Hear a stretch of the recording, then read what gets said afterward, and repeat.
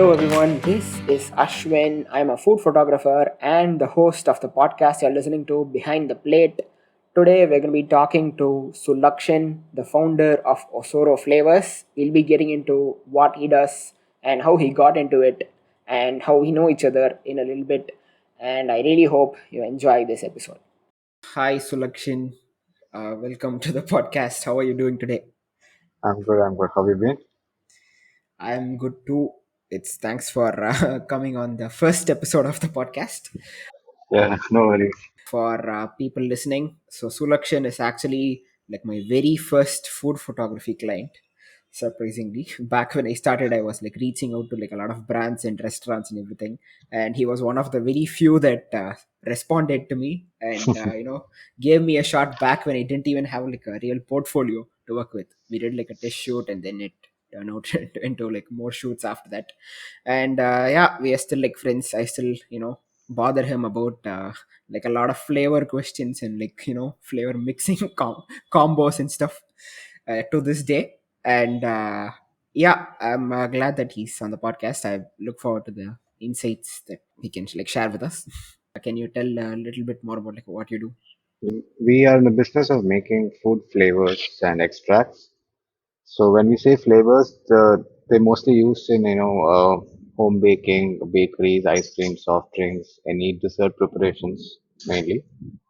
So we have this brand called Ossoro where we have these flavors available in small retail packs, 30 ml. And we are listed on Amazon India. We also have our own e-commerce website, osoro.com.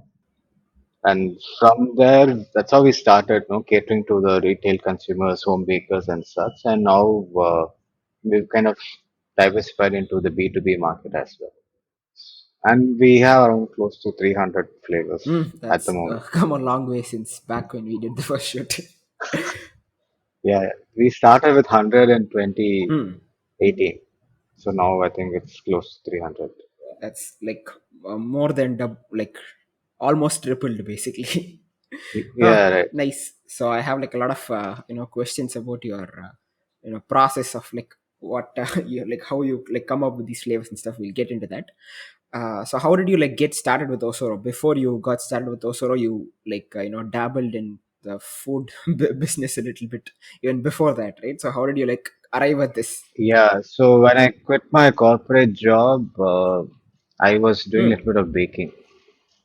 So this was before, the concept of Dunzo and Swiggy was Hmm. in the country. So we wanted to have like an online bakery and, cater to the Hmm. market in Chennai. But then it was very cumbersome, to handle delivery and logistics because people wanted four Hmm. cupcakes or eight cupcakes. And then I had to deliver within 15, 20-kilometer radius. So it wasn't becoming Hmm. very viable. Right. So, so, so then we started hosting, events, exhibitions, college cultural events where we had stalls and selling our Hmm. cupcakes and all that. And from there, later on, I did my master's, took a break from all the baking, and then got into the manufacturing of flavors. So that was the parent company, the family-owned business we have, where we make flavors for mostly for commercial B2B markets. So when I came back and started working into the flavor manufacturing, I also looked at, there is an opportunity to focus on the retail consumers as well. Because not everyone knows what flavor to use to buy, and there's so many opportunities of uh, flavorings that we can offer. In the sense, everyone knows your vanilla, mango, rose, pineapple, but then there are other not so popular ones like your apricot, peach, watermelon, etc., which can be used in sorbets, iced teas, any other preparations as well. So the concept behind Osoro was, let's have as many as flavors available for the local consumer instead of, making it on only on B2B space.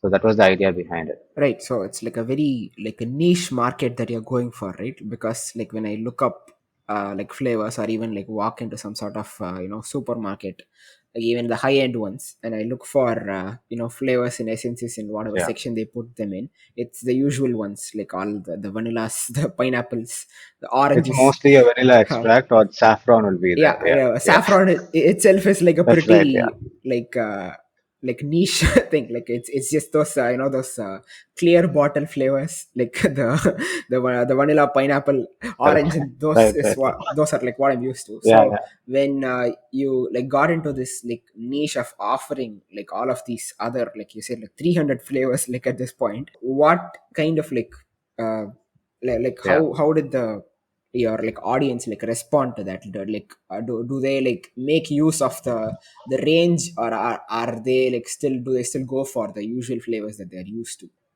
So we have products that have acceptance in different segments in the food industry. So there are predominantly, I would say, 40 to Okay. 60 flavors, which is accepted by the baking community.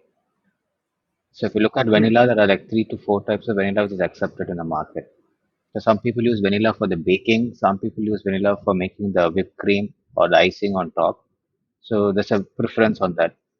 Similarly, there's a market that is using flavored cold brew coffee.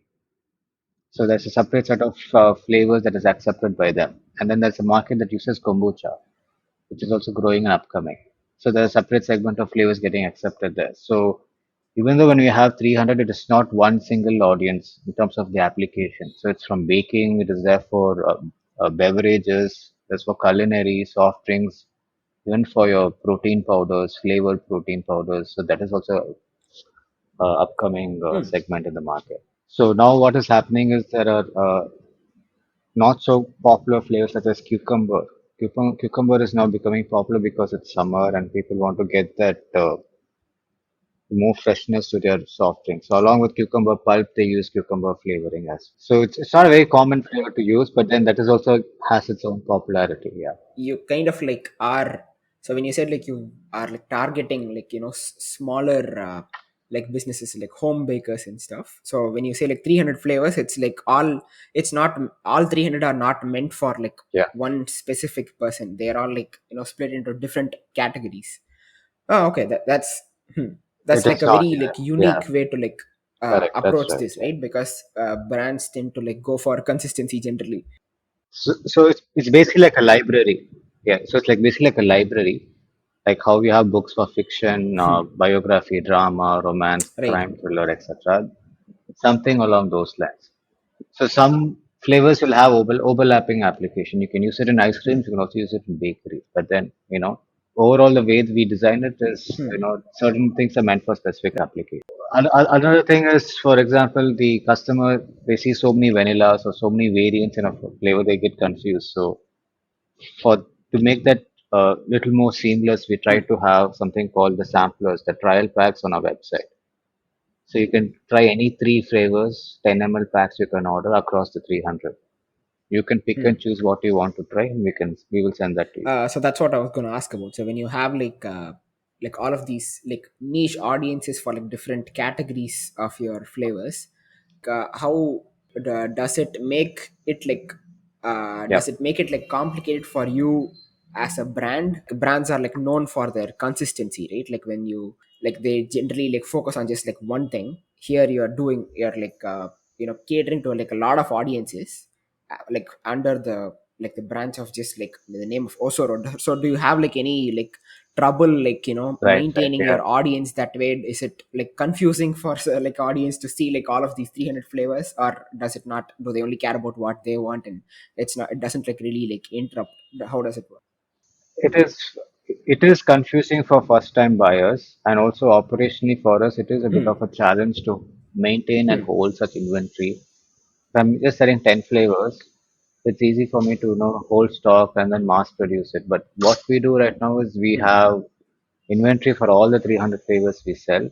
And not only that, we continuously check them and upgrade them if any new ingredient is discovered in the market. So we are keeping the products up to date as well. So in one way, we kind of stay ahead of the competition. For example, if you look at French vanilla, we try to see if any new extract has been identified within the vanilla in vanilla. So if something is available in the market, we test it and then we'll also try to incorporate it into our current range of products. So in that way, we give you the most updated, and also the vanilla gets even more as close to the natural one as possible in terms of Okay, aroma so and it's not taste. like once you like launch a flavor, the R&D stops there. Like you continue to like update it. So how often do you think like the flavors get like updated? Like if I get like one I use from you is ice cream vanilla. I use it in all my like smoothies and stuff.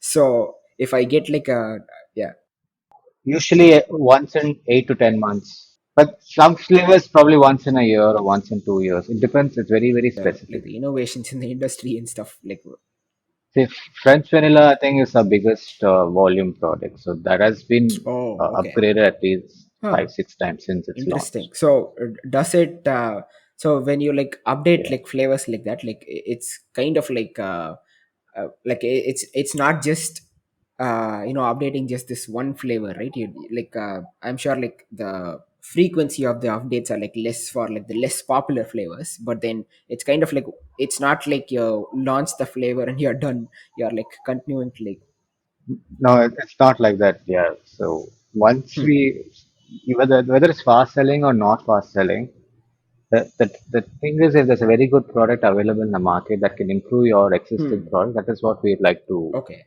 incorporate. hmm, For example, if I'm selling, let's say, hmm, lemon, it's used in cakes and soft drinks, whatnot. But then hmm, I come across a new version of a lemon extract in the market, which is much better to the lemon I'm already using. Then I would probably want to incorporate that into my product because for us, ultimately, I want to keep ourselves ahead of hmm, the curve, want to give the best product that is there in the market. There's hmm, actually this Japanese word hmm. called kodavari, Kodavari. It basically means in pursuit of perfection. Like So there's also the another Japanese word called kaizen, which is continuous improvement. that's But actually what I was thinking of. It's like also like a business model, right? yeah, yeah, it's a very a B school terminology. But Kodavari is more of a holistic concept, a bigger picture of things. So, in pursuit of perfection can be on so many aspects, not just flavor production, of how I'm keeping the food safety standards, how I'm keeping the brand values, the Hmm. packaging, Yeah. every attribute counts. So, yeah. So that is something. I mean, it's not something we consciously looked at, but then if we look at Godavari and we try to, be as Hmm. close to that as possible, try to better our products. Even when it comes to packaging, we try to see something, even if it's going to cost me more, but if it's Hmm. going to be a better option to what I'm using in terms of packing, offering better durability, convenience to the Hmm. customer in opening it, then I would prefer Now that. that we are on the topic of the values and brand philosophy and stuff, so it seems like you're like very committed to giving the best product to the your customers as possible, right? So how do these like values resonate with your like target audience? And it doesn't seem like you just go for one audience. Each of your categories of your products have like a different audience. So how do they like resonate with this? So people who have used the products, most of them are generally happy, but the ones who have difficulties would be like in terms of the dosages because our products are Hmm. inherently very strong and concentrated. So if you use the competitor's product and then you switch to ours, there will be a teething problems because the dosage is very less. You put more essence, then there's going to be bitterness and strong aroma. So those teething issues are there, and we try to educate clients on in terms of how we market our products, and also we mention the dosages and all that. So if you find, and never ever smell the bottle directly because a lot of people ask me as they get the bottle, they Hmm. unscrew the cap and then smell it directly, which is not recommended. Like we do it Hmm. because our noses have been trained and we can Hmm. handle the strong Hmm. strength of aroma, but for laymen, it's kind of a bit of a challenge. So that's why all the bottles come with an inbuilt dropper. So if Hmm. you put few drops and follow the suggested dosage, it will work. Another thing is like since we continuously improve the product, so Hmm. even if a client switches to a different brand, they will always see there is Hmm. inadequacy in the competitor's product. Hmm. Like they will not get the same profile, taste, and whatnot. So the way we tell is, suppose if a client is not able to get supply of a product, they switch to a different brand, Hmm. then they can see a noticeable difference between ours and Right. theirs. So then they will Hmm. realize what they've been missing. Interesting. So it's like the fact that you do put in so much effort to give them the best flavor possible. So you're saying like your audience also like notice like the effort that goes into it when they try a different brand. Is that? Definitely, because the ingredients we source from matters. Hmm. So ingredients are sourced from is usually imported.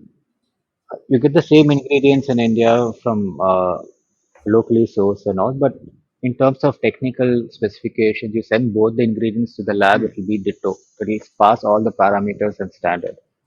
But when it comes to making the flavor and then Hmm. putting it in a cake and tasting it, that is Right. where you So see the it's like a difference. qualitative and quantitative observation. So oh yeah, right. So it's like qualitatively, even though if it's Exactly. technically the same Right. things, the quality of the thing is like observed only when people like actually like use it. But you're saying like that is still like a very noticeable. So that brings me to my like next Yeah. question. So when like all of this it's like starting from your business philosophy, it's like it seems like very like quality focused and like to serve like a very specific purpose for your customers, and in like a very like continuously updating type of way. And this all like sounds like great for your customer, like as an experience. This seems like probably like the best that they can get if they are like out in the market to buy a new flavor. But on the business end of things, that does sound like very like expensive and effortful, like extremely, like it requires like a lot of infrastructure, right? And so my question is, That is true. so Yeah, I how do agree you with that. like how did you manage to Yeah. make that sustainable? Because I'm sure like this is, if the your customer is able to notice a difference between your product and like other products they can find on the market, how do you make it like as sustainable as your competitors for yourself? How does that work?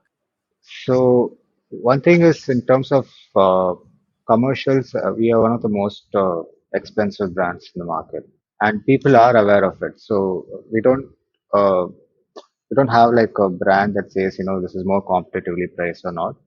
But it's on the pricier side. So there are clients who are very price sensitive would probably will not choose our products. And then again, we have few clients who are price sensitive, but then if there are huge volumes to consider, then we kind of work on contracts with them and see how we could, offer prices that's more amicable to both of us. But from what you mentioned, yes, since we continuously upgrade, scout for new raw materials, our inventory is very high. So we have always try to have the latest and more upgraded raw materials. So your inventory cost keeps going up. But the advantage it gives us is we are still ahead of the curve in terms of the market and our suppliers. So what we're trying to position ourselves is we give you the best, the premium product, the luxury sort of version of flavors. And once you try us, you don't want to switch to any other brand because we are already giving you the most updated, latest ingredients that is there out there in the market. So that is also giving us a good opportunity for exports as well. So it's not just like the Indian market you're targeting with those, so you're also like targeting international. So the export market has two facets. So one is you have the NRI population who are living abroad. So they have people in India who Hmm. use the products and then they're recommending it to their relatives abroad. Hmm. So that is one NRI clientele who are buying our flavors. The other thing I was referring about like direct inquiries from overseas. So people who have seen our products on Amazon.com, the US marketplace, Hmm. and then Okay. see our website and then they order directly. So these are the customers who are, appreciative of Hmm. the way the flavor works for them. And so I have this client who loves to fish. He's in Norway region, and they use natural Hmm. essential oils along with the bait to catch the fish. So he was trying with some of our natural essential oil based flavors, and it's was able to catch more fish with that. So, like this is Right. something new to me, but then wasn't designed for that. So they Okay. basically sprinkle few drops of the oil on the bait, and they start fishing with it. So, and Huh. citrus oils are more attractive to the fish for Yeah, I'm some very reason. curious on what this flavor is. What flavor did you use to catch the fish? What's the fish's favorite flavor? No, they use orange, Ah, mango, okay. lemon, pineapple, Interesting. those sort So of even ones. like fishes are kind of part of your customer base now. Yeah, but they're not the happy customers though. Yeah, yeah, true. Yeah, they're just attracted to the the product though. So yeah, that must be like nice to know that it's not just Right. it's not just humans who like your flavors. Great. Yeah. So it's a very yeah, that's like probably as niche as the application gets for your products, right? Or are there like other ways in which, what are like some unexpected ways in which you heard of your products being applied? Uh, Initially, I was surprised to hear inquiries for Hmm. scented candles, lip Okay. balms, body scrubs, soaps, and all that. The reason why people use it because flavors are food grade, fragrance are not. So even if you by mistake Right. Okay. it goes inside your system, it doesn't cause harm. So that was the reason why there's a Hmm. growing demand for cosmetic application of food flavors. Right. Okay. And the other application would probably be for pet Hmm. food, your dog food, cat Oh, food, okay. Interesting. and yeah. But the surprising one was this fish Yeah, thing. I'm sure. Like, I don't think anyone could have seen that coming. Yeah, yeah, I mean, this was not part of the plan, but since you mentioned pet food, I have like a question about that. So, when it comes to making yeah, making it like food safe for people, you have to like probably like follow some like a lot of like regulations about yeah. food safety and stuff, like obviously. But that's generally for like Right, right. Yeah. standards that are for like people, right? So when you do it for things like pets, like for animals, like is there like a separate like process for that, on like how, like what kind of materials are allowed, or like what's like safe for animals and stuff? I'm just curious to know. So I'll give you the big picture. So whatever flavors that is are made, all the ingredients, the chemicals, the raw material that are used are recognized, approved by two governing international bodies. One is called FEMA, Flavors and Extracts Manufacturers Association, FEMA. The other one is called GRAS, which is basically called generally regarded as safe. So these two governing bodies are the ones that determine what ingredient is permitted and approved can be used in flavors. So if anything else is outside this scope, it cannot be used at all. It is not available for use. So any flavor manufacturing, the ingredients get filtered by these two governing bodies. Because these two governing bodies have determined that it's safe for human consumption, safe for livestock, safe for ingestion, like you can consume it. So when I'm going to make pineapple flavoring, I can use only those ingredients that's found naturally in pineapple, like those natural aldehydes, esters, ketones, complex organic chemicals found in pineapple fruit can be synthesized in a lab through chemical reaction. Through that process, you can get the aromatic chemical. Or I can buy Hmm. 100 tons of pineapple and run an extract. 100 tons of pineapple is not sustainable. It's going to put a lot of strain on the environment, nature, Hmm. and it's not going to be competitively priced. So what flavor companies normally do, the purpose is to reduce the burden on nature. So when I say flavors, when people say flavors are chemicals, Hmm. the myth is oh chemicals are dangerous, chemicals are toxic. But if you look at it, everything Yeah. is a Yeah. chemical. Your water is a chemical, right? So, so people drink water. No one is like, oh shit, you're drinking water. It's a chemical. It's not like that. Drinking H2O. Exactly. So when we make pineapple flavoring, the purpose is not to substitute your pineapple fruit. When that's Hmm. what I say when I tell my customers is when you use of flavors, it is not meant to substitute your actual fruit, but we Hmm. recommend you to use the actual fruit and you put traces of our flavor. So Hmm. basically, the taste and smell comes to both. The organoleptic profile is complete. Your smell, Hmm. your nose will get the smell, your mouth will get the taste. It bridges the gap. If you put Right. only the fruit in your preparation, you'll get the taste, you'll not get the smell. When you put Hmm. only the flavoring, you'll get the Hmm. taste and smell, but it will not be Like the wholesome. texture might be missing. Yeah, exactly. So when it Hmm. comes to pet food, it's the same concept as baking a cookie or cake. So Right. these pet food manufacturers, they'll buy these bone meal or fish meal for cats or dogs, and then they add a little bit of Hmm. flavoring. The flavoring what we give is actually Hmm. a vegetarian product. There is no meat in it. It's Ah, basically okay. something that smells meaty. There are Hmm. different odor descriptors that is there. If you look at there is Hmm. fruity, there is herbal, floral, peely, juicy, earthy, etc. Hmm.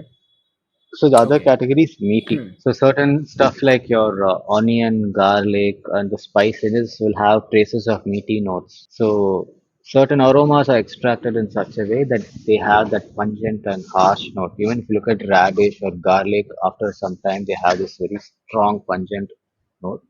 So traces of Hmm. that is used in meat formulation. So when you Okay. smell it, it smells very meaty. But there's no meat Huh. product in it.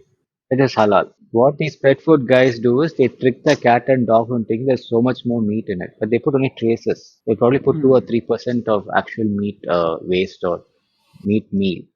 Just to be a flour or starch. Mostly it is starch. And then the flavoring Okay. color. So that's the concept behind the thing. So when you say is it harmful for consumption, it is mostly not because the dosage you're using is 0.01, 0.2 percentage. Okay. So Right. even if you consume 1 kilo of the dog food, not you, but if the dog is consuming 1 kilo of dog food, the flavor is going to be probably 10 drops to 120 drops. That is zero point 0.5 to 1 ml, which is hardly anything. And Okay. no dog would be given 1 kilo of food to consume at one shot. So unless it's some massive animal. But the same logic can be applied to other for humans also. Say like people be like, oh, there's flavors, it's harmful. So, if, for example, you're eating 1 kilo of cake all by yourself, okay, the chances of flavor killing you is lesser than the chances of the butter or the fat killing you, right? So, because Yeah. the entire 1 kilo of cake, it's just 2 ml of your essence.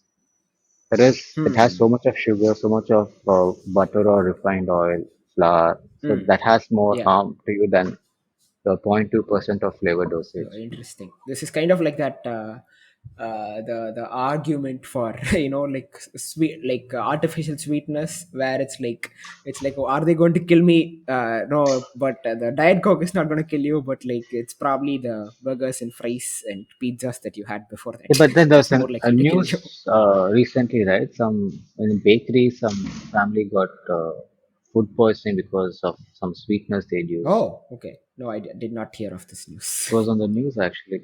So Huh. basically, sweeteners is regulated, but it is not enforced properly. So even if you're saying I'm using sweeteners, or if you don't say you're using sweeteners, there's no way it is found because not everyone declares it in the label. Right. And Okay. some sweeteners are actually really harmful. Like your saccharin is not, it's quite dangerous because it can affect your pancreas. Because what saccharin does is it spikes up sugar levels drastically and instantly. Saccharin is, I think, 550 times stronger than sugar. So 1 gram of saccharin is 550 grams of sugar, the amount of sweetness. But sweetener is a whole different concept. Other sweeteners like aspartame and all, what it does is it tricks your brain to think it is sweet. But saccharin does others something else entirely. So it Okay. kind of affects your like your pancreas and insulin levels, blood sugar levels, and all. So saccharin actually, it's Right. Okay.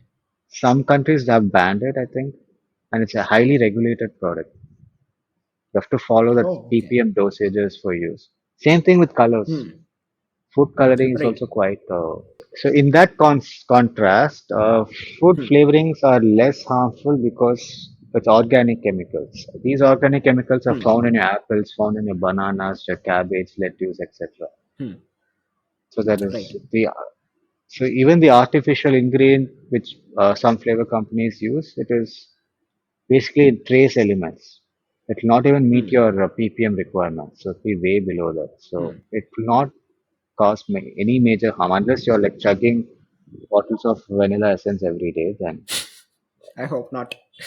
Right. That's very interesting because, uh, like you said, it's not like you're trying to like replace the usage of like actual, fruits and the things that your like essences are trying to, uh, like, recreate. exactly, It's more to be used along with that. That also gives you the benefit of like, your body's the benefit it of, gives a sharper yeah. edge. It kind of aligns your senses. Also gives a consistency because when you're using fruits, each time the fruit doesn't taste the same. One day a Hmm. mango in the store would be good, next day the mango would be more sour or more like unripe or something. Same thing with any Hmm. fruit, that's the same thing. But the flavor, it will give you the consistency. So making an Hmm. apple pie, Yeah. whatever apple, each time the apple have a variation. It will be pulpy, it will be sweet, it will not be sweet. So the flavor will kind of Hmm. make it standardized. Mm, right, it'll bridge that gap. No, what I was actually getting at was about the safety part of it, because you said like since you are actually just recreating the existing flavor molecules, for example, like stuff that's found in like fruits and vegetables already, your bodies can like process them, like they're Yeah. used to processing them, so it's like it's treated as just the same as food and not some sort of like foreign material. Huh. Yeah, it's pretty much, yeah. Minus the fiber and pulp, it is the whatever aromatic presence that is there in the fruit, usually it's around 90-95% is replicated. The Hmm. balance 5% I would keep it Interesting. as vacant because mankind has still not discovered. That is Right, true. right, right. Even for It's vanilla, hmm. we haven't discovered Hmm. all the ingredients found in vanilla. We know what are the major ingredients. Your vanillin and vanilla gives the aroma and smell of vanilla. But there are Hmm. so many trace elements which are still being discovered. I am like a bit into like fragrances. So what I've like something I like I've heard of like I've heard about vanilla in that context is that like vanilla kind of like comes with some 50,000 flavor molecules or something, and vanillin is just one of them. And but it's just that that just gets it that overall feeling of vanilla. So that's kind of like the most popular one that people tend to That's right, use. correct, yeah. Is that accurate, or did I? It's pretty much it's a simplification, but what you're saying is it's pretty much the what I was also trying to arrive at. Huh, Same thing for banana, interesting. amyl acetate is the compound that gives you the main aroma. Hmm. So, but then the other trace elements in banana, which will make it like a ripe banana, green banana, all that. So, red banana. Hmm. But the main component is amyl acetate. Same thing for pineapple. Huh. So, each of these fruits have a main standard ingredient. Right. And then the other trace elements you have to add it in a certain ratio. So, you want it like your Shimla apple, red apple, or Washington apple, green apple. So, Hmm. we just keep altering the ratios. Hmm. If I put some Interesting. random unknown ingredient, it will not smell like apple or pineapple or whichever I'm trying to make. Only if I get the right ratio, it will smell like the fruit it is found in nature. Okay. And Interesting. also in terms of food safety in general, like we have like accreditation from international bodies on food safety. So we are being audited every year in terms of Hmm. how and where we procure the ingredients, how we store them, how we make it, they audit the facility, they do like a swab check, microbiology check, and how is the Hmm. filtration process. So from start incoming of raw materials to dispatch, everything is Hmm. being audited. And we get Okay. Right. it's called an FSSC 22000 safety standard. This is being done by third party auditor and it's an international certification. So if I'm supplying to anywhere in the world, it is valid. Okay. From 2016, we have this certification. So Hmm. that is a guarantee that the flavors we make are in pristine conditions, Hmm. clean, sustainable food hygiene conditions are there. So all that is being checked. I actually had like no idea about like how complicated it is to like run a business like yours. Like actually, we've kind of like gotten like very scientific with this. So bringing Yeah, it, I mean, not that I mind, too but technical. I Yeah, had like, yeah, yeah, I don't mind at all. But I also like wanted to ask you some other like more. Uh, what can I say? Like market specific questions. yeah, yeah. Go Like for it. so when you were telling me about how it's you are like the most like expensive like option, or there are one of the most expensive options when it comes to like flavors for your customers, but Yeah. you what you rely on is that once they use your product, they'll know that they get what they are paying for, so they wouldn't really want to pay less for less if they actually value what they're paying for. That is one thing. Other thing is also dosage is very less.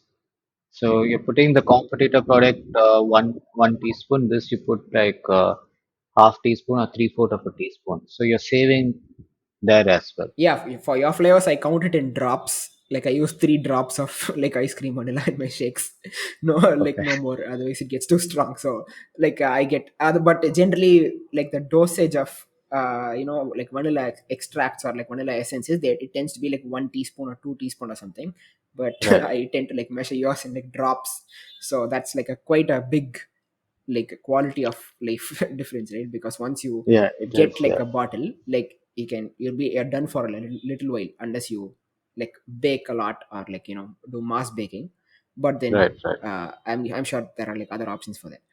But my question was about like, so when you are like delivering like quality like products to your customers, like it seems like your customers kind of have like a high like lifetime value when it comes to like once they are in once you do like get them to use your products, it's like they don't have like any reason to like switch back to whatever they were using before, or like explore like other brands really, because you're kind of like giving them like whatever that they So yeah, require in that is like what the we've best way seen. Yeah, possible. that is historically that's what Huh. we've seen. And the very Okay, extreme so rare cases where they had to switch was because there's a shortage of supply or they couldn't find our products with their distributors. So those sort of issues, supply issues, is where they usually switch to a different brand. But then they usually huh. contact us saying, you know what, I had a bad experience because I switched. So where Hmm. can I get your products or can I get in bulk? Issues like that. Hmm.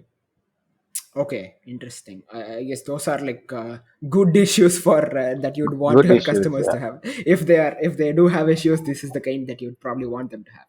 So now, I had like a question about that, because when the focus is like so much on quality, that makes your products like a little bit like, or like more expensive than your competitors, that Yeah. kind of is like a limiting factor for like a new customer, right, who's not like experienced your like brand or like your products before. So do you find like any challenges in like acquiring new customers because of that? Uh, in the past, we've had that issue, but now, because of our presence on e-commerce sites, people are okay to, Hmm. try and see, what, it's just 30 ml, 150 or 200 rupees. Let me try and see if the product is good or not.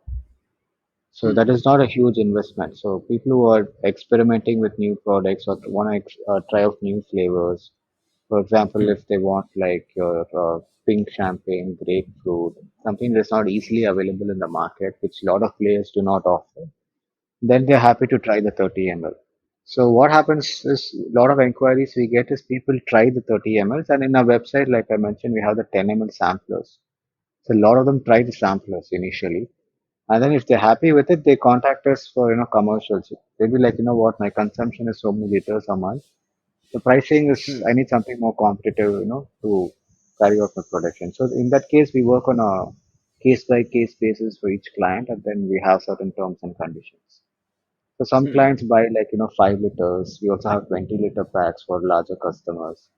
So we Hmm. always try to work in such a way that it's pricing is more suitable for both of us. So when I say we are more expensive, so when I look at commercials, when you say more expensive, there'll be like a 10 to 20% pricing will be higher than competitors, but the competitors may not even have up the product we're offering at hand. And Right. even if they Hmm. do, ours will be of a higher concentration.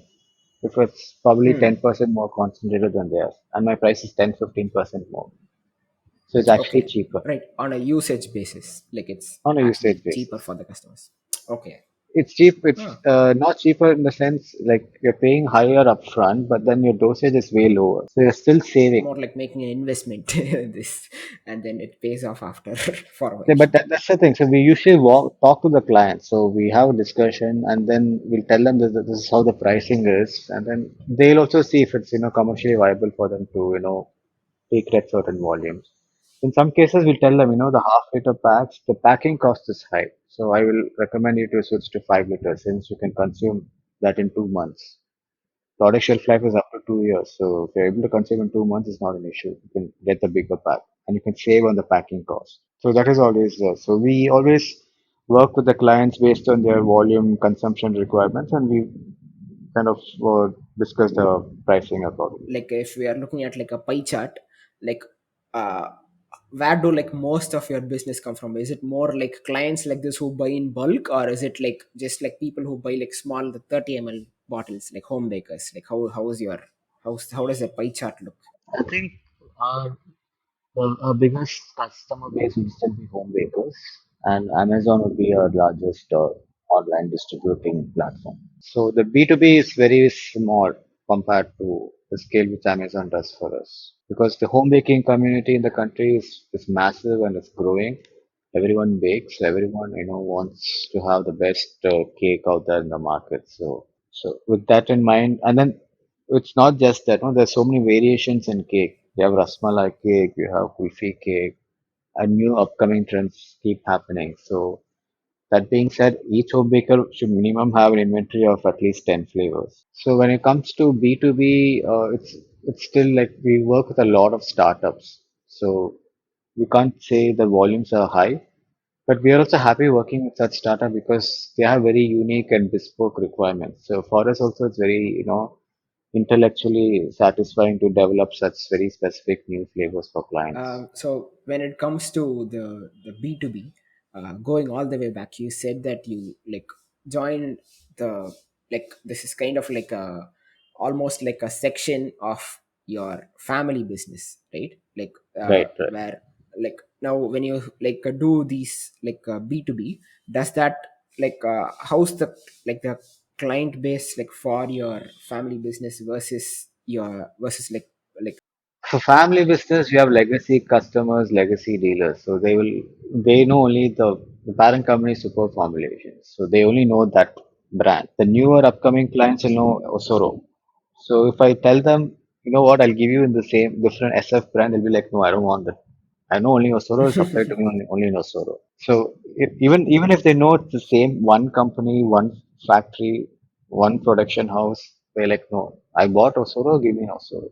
And same thing with my SF brand as well. So people are buying the other brand, will continue to buy the other brand. So the parent company brand is more focused in South India. So with Osoro, what happened is since it's on Amazon, I think everyone in India has access to the brand that is there. So we supply pan India. that's very interesting. So it's like the, it's no, there is no like overlap between the customers that you serve through like. There's no overlap at all. Even with distribution, we have one distributor to cater to the parent brand, another distributor for Osoro. So there's no clash competition between either. Because we don't want the brands eating each other out, right? Cutting other brand sales. There's no advantage there. Yeah, that's where my curiosity came from. Like, are you like, is it like, is there like intra competition going on between the brands, or is it like Not completely different really. like audience?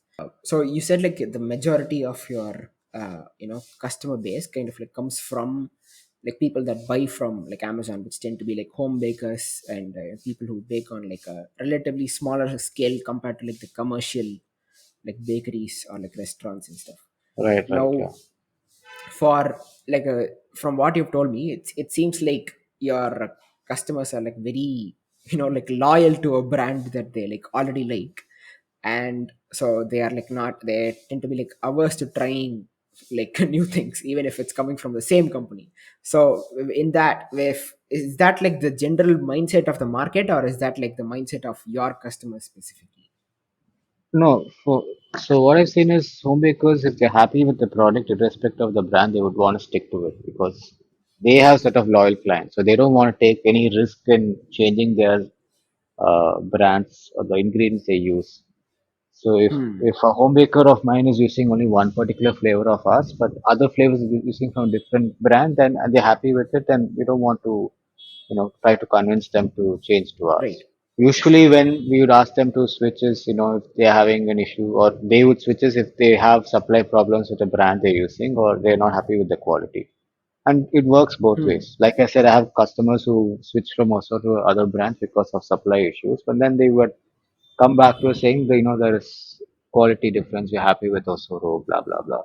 So that's that. But yeah, generally home bakers, what I've seen is they're very focused on the quality of ingredients they use. Very particular on the flavor they use. Suppose Osoro French vanilla is not there, only vanilla bourbon is there. If they're comfortable only with French vanilla, they'll use only French vanilla. They will not even switch to vanilla bourbon of Osoro because they know this is what works. So, but There are home bakers who also experiment in the sense, like R&D to see how it works out. So that is a different case.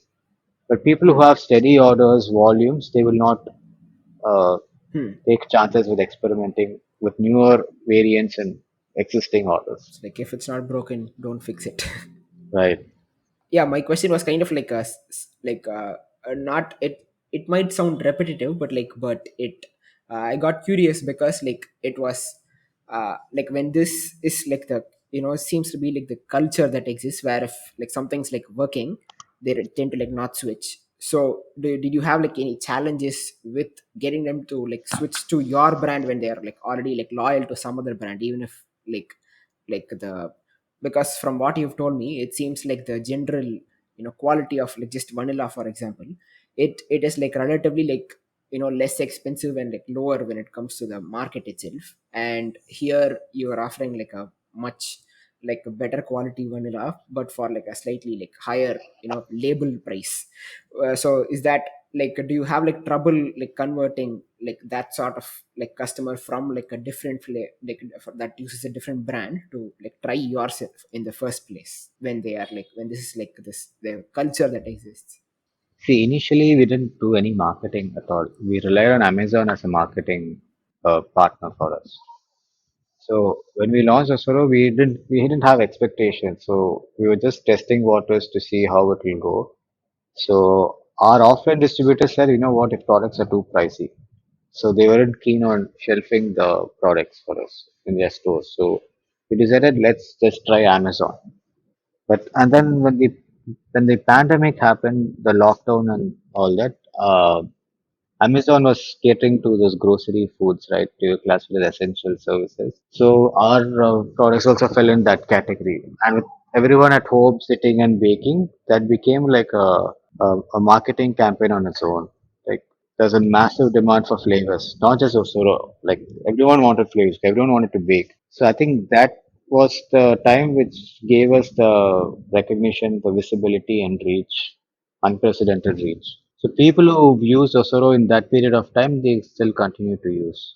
So in terms of marketing, yes, we kind of had stalls, home baker stalls, exhibitions. We had cake demos, all that, where we interacting with the home bakers and a lot. So we were doing that till the pandemic. So in that interactions, we found out that people were already using our flavors, so giving their feedback and all that. So we never actually went directly saying, no, don't use that, use this. That was not something we did, but it was like telling people, you know what, we have this flavor available. And on Instagram also, you're trying to make it more like attractive with the photography, the shoots, the videos, what we are showing to entice bakers to try the flavors. But the pandemic and the lockdown is what that gave the boost for Osoro. The moment in the market that kind of like built your brand up a little bit. And now I think because of Amazon and the website, I think the SEO marketing itself takes care. Like people just search on Google, I think it comes up. And now if people want anything, they just go on to Amazon and then search for it. So like even I do that. If I want something to buy, first thing I just check on Amazon if it's there before I even go to Google. So yeah, Yeah, true.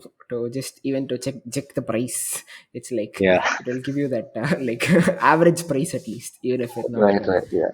Okay, so I have like from what you've told me, it's like you don't like really have like a challenge of like converting like customers this way because they just have like happen to like organically like find you through like other means, like what happened with the Amazon in the pandemic and all. Like it's like a very organic process, they just arrived at it on their own. It's not like a specific marketing campaign that you like Right, set out to right, do. yeah. So if like and that generally tends to be like a big problem to like solve if you are like a brand catering to like an audience like this, right? But that doesn't say that's like very like it's very different here. So if not that, what are what's like the biggest challenge that you faced in the industry, and like how did you like how would you like address that? Uh, Challenges would be like since we are on e-commerce, one major issue is logistics. Hmm. Whether we sell our products through the website, e-commerce website, or through Amazon, The shipping charges are a big issue. So even if my product is say 200 rupees, I pay around 60 to 80 rupees average for shipping. So that is itself a big challenge. And also, over the last, when we launched to now, the shipping costs have, gone up drastically. What used to be 20, Oh, 30 okay. rupees in the past, now it's become like almost 80 rupees. 80 Wow, rupees is okay. like across regions. So for example, from Chennai to Delhi becomes a national Huh. region, then the shipping goes to be very high. So that is still a big major challenge for us to, cope up. And it's not like uh, possible to have warehouses across the country to distribute because the scale is too less for us. And the other thing would Right. be like Amazon also does a lot of these returns. Like customer will do cash on delivery and then they will not be at home. Product comes back to Hmm. Amazon's warehouse. I get charged twice. all, Hmm. all those issues are there. Other challenge would be, generally is the volatility of the market. See, most of the flavors, the raw materials we import from abroad. Hmm. The other ones we try to get it from local suppliers. For example, spices we get the best in the country in India, so we get it here. But the fruit oils, Hmm. fruit extracts we import it. So those have a lot Okay. of volatility in price. Orange Hmm. oil is right now very expensive, but what suppose for example it's 800 bucks a liter, now it's like 3,000 bucks a liter. So Oh. managing Oh, okay. volatility of the price. So I can't overnight immediately hike my price like that, right? So I need to maintain Hmm. that as True. well. Other thing is your foreign exchange rate. So if that fluctuates, the cost of goods go up. And right now, Right. right, cocoa powder is like prices have gone up somewhere else. There's a massive shortage of cocoa. So that is unprecedented. Hmm. So issues like that is a major challenge because that kind of Hmm. affects the core of a business. See, logistics Right. also there's always a alternative can be arranged, like lorry to lorry or go down delivery or something like that. But Hmm. for these sort of issues, there's no substitute because orange Right. oil is the main ingredient for citrus flavors. If that itself is prices tripled or doubled, then there's no substitute for Hmm. it. So the main challenge would be that. So every year something like this happens. One could be because of environmental factors like supply demand or poor crop Hmm. growth. Other situations would Hmm. be like war situation, what's happening around the world, any skirmishes Hmm. that could also affect the sourcing of ingredients because now we depend on almost many countries in the world to get our ingredients. It's not just few countries where we source it from. So Hmm. somewhere something goes wrong, it affects the entire world indirectly. It does. Hmm. Oh, okay. So it seems like your like the issues are like more with like you have like a lot of like supply chain issues more than like what the market like wants. It's more like that seems to be like a bit more consistent. Yeah, supply chain issue. Yeah, that is right. And the raw material prices are also high. It's hard to be sustainable. So we are an MSME, Hmm. small business. So for Hmm. MNC companies, it's a different ball game because they buy in bulk and they can, protect the goods against foreign exchange variation and volatility. They can get those financial Hmm. instruments, futures, and all that, and protect it. We can't do that. Right. Hmm. So that is a big challenge. So despite that, Hmm. trying to stay afloat and then offer the best product. So that's what Hmm. happens. So when prices like this go up, smaller Hmm. companies they will be forced to slightly reduce the quality. Like they will not Hmm. give 100% orange. They'll probably dilute it 20%, for Hmm. example. So Right. when you do that, the problem is customers are unhappy. When Right. customers are unhappy, your reputation, your brand value, everything goes down. So that's what Right. we do is when price like that goes up, we will also increase the price. And customers become Okay. unhappy because the price has gone up. But then, uh, but then the brand value, the integrity is still maintained. We'll be hmm. honest with the customer. No, this is what the price is. This is what has gone up. So it's hard for us to sell at a loss. Hmm. In very extreme cases, due to goodwill and all, we'll try to maintain one or two supplies to clients at the old rate. In Hmm. some cases, bigger clients will have to absorb the loss because they will be reluctant to accept the new pricing. So it works on a very Hmm. case by case basis. Yeah, that seems like a very complicated situation to manage, right? Because yeah. Because yeah, Exactly. I don't want to lose a big client, right? Hmm. So I'll just see if I lose a big client, this is the loss. If I supply at an old rate and this is my loss, which is very negligible compared to losing the Hmm. client's business for the entire year, right? Right. So you'll have to weigh the pros and cons and take a call. Like on a pound for pound basis types, like the Yeah, net, it's still like a net like gain to right. like accept like the loss in this case. Okay, now when that's the case, when like the volatility of like the supply will also like apply, sorry, will also like apply to the price, like because like you won't be able to like give your customers the same like quality of products for like a less price if the Right. supply if everything else gets more expensive, and when the price like goes up. And so how do you you said like case by case basis you can you can probably like have like a direct channel of communication with the probably like larger clients, but when it Yeah. comes to, but you said your main customer base kind of comes from like Amazon. So how do you like communicate that to them where they are like understanding of the price? See, with Amazon with the 30 ml products, I can't change the pricing at all because the labels, the MRP is all pre-printed. Oh, okay, right. So I can't change if I, for example, if I go to Amazon portal, try to change MRP, Amazon will block the listing. They'll send me a warning mail. They'll do all sort of. Oh, So okay, I need to give a business case to Amazon, and then I need to show why. I need to show a label where the MRP is revised. All that I have to do. It is not. okay. I'll rather absorb the costing and sell at the current price. Where I can adjust is if on commercial packs, B2B packs, half-liter packs, 5-liter Okay. packs, then I'll talk to the customer. You know what, price has gone up. I can't offer at the old rate. So some places the client will be like, you know what, I'll take this product, but I'll take for next month's supply also. Can you give me at old rate? So then we'll have to negotiate and see if it's something that we can do or not. Because I'll still have the raw material stock which I got before the price increase. So I'll have to see will I have sufficient stocks to accommodate that request. This again, like the commercial clients, do they also like buy from Amazon, or do you have like a separate like channel for that to happen? No, some buy from Amazon because we have business customers on Amazon also. We also Right. have business customers who buy on the website. In fact, a lot of our competitors buy from our website because they buy those trial packs. They'll be like, Right. what is Okay. this flavor? So they'll buy. So a lot of our competitors buy. So since we manually fulfill them, like I kind of know who's buying what, but like we don't bother because it's an e-commerce site, right? I can't say I know I will not supply. Anyone can buy anything. Plus, if they want to get their hands on like a product, I'm sure they can find a way anyway. They can So might exactly. as well.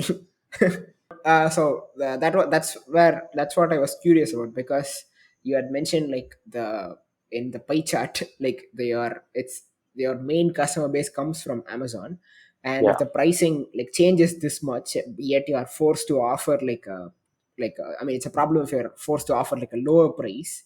So yeah. how does it like balance out like in terms of like sales and like the business, like when the price is like so volatile, like how do you like manage to keep it sustainable? So that's the thing. With Amazon, I'll have to absorb the loss, which historically does happen before. 2022, I think the price of the solvent we use it tripled, went 4 times. But meanwhile, we already sent all the stocks to Amazon, so we had to sell at a loss for around 6 to 8 months. Wow, okay. Hmm. And the price it took 6 to 8 months the price to subside, the solvent price to come down. So those things, see, that's the main limitation with the 30 ml which we sell on Amazon is I can't change the pricing because when Right. you supply to Amazon, I supply with the MRP tag, with the barcode, with the date and everything. So it is fixed. No way the price can be altered. So that Okay. is a challenge. And even at the website, Hmm. 30 ml pack, even the website I cannot change because if I'm selling at 200 on Amazon, it has to be 200 on the website. I can't make it 400. Correct, yeah. It'll become a violation. True. Income Monopoly Restrictive Trade Practice Act violation. Someone can file a court case and all. It is not ethical Oh, practice okay. either. Right. MRP is the maximum price you can sell. I can't sell it at more than that. So that issue happened, but now the solvent prices have stabilized. So, but we still kept the prices the same because for us, how we look at Amazon is it's more like it's a goodwill. It's more like a marketing platform still. Hmm. Because even Okay. if Amazon gives us volume, Amazon takes a big percent, takes 60% commission. When I say commission, it includes all the fees, shipping, this fees, that fees. They take 60 to 65% of what I'm selling. So if you look at the gross figures, yeah, Amazon has the biggest volume, but net figures not so much because after deductions and all, it's like not a great amount. So, but still, the reason we prefer Amazon is it's giving us the reach, the visibility, and people who are happy with the products, we want them to contact us directly for bigger packs, and we still get inquiries regularly. We have a toll-free number, so people contact us for any questions on application and all that. It seems like Amazon is like kind of like a more of a marketing platform for you rather than like a sales platform because You're right, because you can't think of Amazon as as a profit-generating business model. It's a profit-generating business model only for Amazon yeah, right. because they have the right to change the fee structure. Suddenly they'll be like, you know what, I'm increasing the commission by 5%. You can't say do Hmm. anything. And certain expenses are beyond your If control. you want to stay on the platform. Yeah. But uh, it's also Amazon is established in such a way that everyone relies on Amazon, and which is true because if I see a product online, I buy the same product on Amazon than on the company's website, hmm. even if the price is same. Because I don't know if I buy on the company's website, will they deliver it to me on time? If I'm not happy with the product, I can get a refund. See, with Amazon, the customer is But protected. the businesses are not. It comes at the Yeah, cost of the business sometimes. exactly. So on our website we have half liter packs. On Amazon we have only half liter packs for limited flavors. So we have institutional clients, B2B clients buying directly from the website. We have all half Hmm. liter bulk packs. Right, that's the advantage. Like what the disadvantage is also kind of becomes the advantage there because Yeah, when you have like a direct channel of communication, they kind of like trust probably you more than Amazon because you will be like more committed to the this specific client than Amazon is to this specific like correct, person, correct. right? Because Yeah, if they have like customizations to make and like if they have like questions and stuff, it's easier to just buy from you then rather than right. like from like a third party in this case. So right now we are in the process of revamping our website and also revamping our branding. So the coming week, I Okay. think we'll also make some noise on social media to Hmm. let people know what's Okay. So happening. just to reiterate the answer that you given me about that my previous question, it's like so it's like since you see this as like a more of a marketing platform, even if like sometimes there is like a loss, you just see that as some sort of like an expense for your business for marketing rather than like being like a direct loss. Is that did I get that correctly? Yeah, we don't treat it as a loss, right? It's more of a marketing expense. We still consider it as a marketing thing, Hmm. with cash Okay. benefits or not. Right. Okay. Because we have a good rapport with Amazon. We have like a relationship with their senior management because they Hmm. see our track record and our history of sales performance, and then we assign like intermediary and senior level management for engagement and all that. Hmm. So, so what Amazon does is they have this Prime Business Day, Amazon Prime sales or something that happens during Diwali, right? So that time, the account manager will be like, you know what, you're paying 5% commission. I'll make it 3% for Hmm. you for this period of 45 Ah. days. Okay. So they have that kind Right. of leeway and all that. Hmm. So when they want you to generate sale, increase your sale, then they'll do all that. Okay. Other thing is that they'll be like give 10% discount and then increase sale. I mean, that is the worst kind of strategy to do. You should not increase sale just by lowering price. I mean, that is, Hmm. of course, demand supply is there, but then not just simply reducing price is not a good. Once in a while is Hmm. fine. You can't do that as strategy every time. Then I should tell Amazon, I'll give my 10%, you also give away your 10%. Ha. Okay. But that argument doesn't work. True. Yeah. It's they still like end up controlling the sale there, right? The process. I mean, Yeah. when this is the case, is like so your ideal situation would be to like use like Amazon to like find you like more like clients who want like larger quantities of the products to buy from you like directly. Is that like the ideal scenario there? We started off with Amazon in the beginning. We didn't have a website, so the only distribution platform was Amazon. So we went strong with it. But over the Okay. years, what we are now looking at is we are now revamping the website and also Hmm. trying to get more on social media. So the approach we're going to have now is to focus more on the website and our own e-commerce site to garner some more of the sales from Amazon to our own platform. Right. Okay. So we're trying to make it more attractive and more offer more customization on the website. So, Hmm. for example, if you're a first-time baker, you want to buy three flavors on Amazon, you have to Hmm. select three flavors at certain price. But on a website, if you choose like that, it will be at a discounted price. Okay. And now we're also going to give that Hmm. point reward system sort of thing we're working at on our own website, so you can Ah. redeem it Okay. later on. So Hmm. those sort of things is we're looking at. So the long-term plan is to have repeat customers on Amazon to move to our website. First-time customers is difficult to convince, but people who are buying Ha. Ossoro regularly on Amazon, you know what? Why don't we try our website? So that is Right. the strategy we're Okay. Yeah, looking at. because if they've used your products, you already kind of have this brand cachet that you can use to Right. like get them to try like buying from your website instead, like Exactly. directly. If you, especially if they have those benefits of the loyalty like points or like the other Exactly. Yeah. customizations that you're offering. Oh, okay. So when you say like you're in the coming months you're like focusing on like social media and like you're like revamping your website and stuff, I have like a question about that. So besides like Amazon, like are there any like specific areas where you find like collaborating with like some sort of do you find like working with like someone else like whatever it is in terms of the marketing front, uh, that's like been beneficial for you?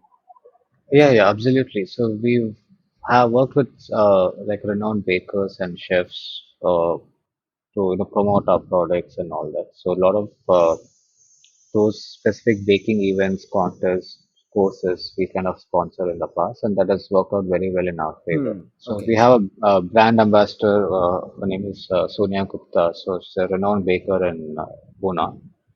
So Huh. they conduct this anybody can bake workshop and courses. So that became a Huh. huge hit post the pandemic. So we were, Okay.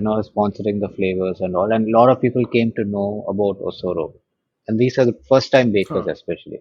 Yeah. So we have such renowned influencers and bakers and chefs who take courses and classes. So they would Okay. have a very positive and meaningful impact for our brand because people are first time upcoming trying to learn to use flavors. They start with Osoro Hmm. and then they will be least likely Hmm. to switch to any other brand. Yeah, because of the stuff we've discussed before, they tend to be like loyal to like stuff that already works. Exactly. So even with rebranding of the site, we will restart the whole influencer marketing uh, situation because we haven't done any marketing in quite some time because the rebranding has been going on for a bit. So I think in the coming weeks we'll go live, and then Okay. so even the branding changes, the packaging gets upgraded, all that Oh, so happens. it's like complete revamp you're doing, not just the website, but also the products. Yeah. So it will be in a phased manner because since we have existing packaging materials, so we can't just scrap everything off. So what we're going to do is we're going to launch some 10 to 15 new flavors with the new packaging, new branding, everything. Get the feel of how the market is responding. Right. Okay. And then based on that, if it's good, we will replace gradually the existing one as well. So once that happens, I'll send you samples. You can do your unboxing videos and all that. Sure, I can. People do seem to enjoy those a lot. Yeah, um, yeah. So you said like you worked with like other like influencers, bakers and yeah, stuff yes, who also like not just bake but also like teach yeah. baking. So you kind of like reach like the new generation of bakers that way. So when you're like working with like uh, like external partners like that, like what have you like found like to be like most valuable for your business when you've like worked with people like that? I meant direct It, impact I'm thing talking is, about. That impact is we get the positive feedback, what is nice, what they like about the product. Sometimes you also get the constructive feedback as well, in terms of could be packaging, in terms of dosage or issues like that, which we try to rectify Hmm. if it's within the scope of rectifying. But Okay. mostly, see, there's one baker slash chef called Sangeeta Rai Ghosh in Delhi. So she has her baking classes and workshops. So last year in Hmm. August, we kind of sponsored that event, and then we got to interact with a lot of the home bakers who are using the product. And they're also sharing the Okay. feedback about the products, and they had questions about, the general questions about is it chemicals, is it harmful, all that. So that was Hmm. there. But Right. Hmm. it also gives a sense of their perspective, a home baker's perspective on flavors and Exactly. Like, what they look for. yeah, Hmm.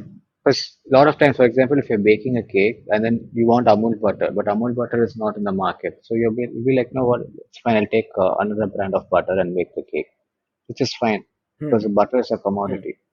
But for flavor, it Hmm. doesn't work that way.